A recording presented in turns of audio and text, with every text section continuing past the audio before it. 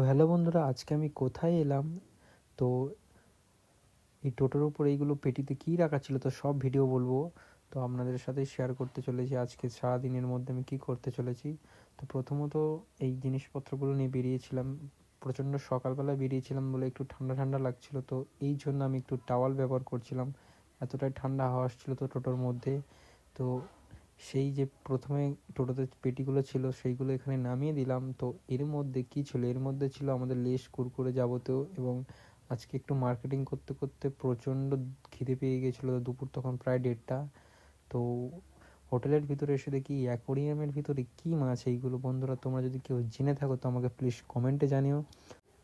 এবং আজকে আমরা বলেছিলাম সবজি থালি দিতে, তো কী কী দিয়েছিল সবজি থালির মধ্যে? ভাত, ডাল, আলু ভাজা এবং একটি সবজি তরকারি, এবং সব থেকে শেষে দিয়েছিল আমাদের কাটাপোনা মাছের ঝাল। তো খাবারটা বেশ দারুণই ছিল।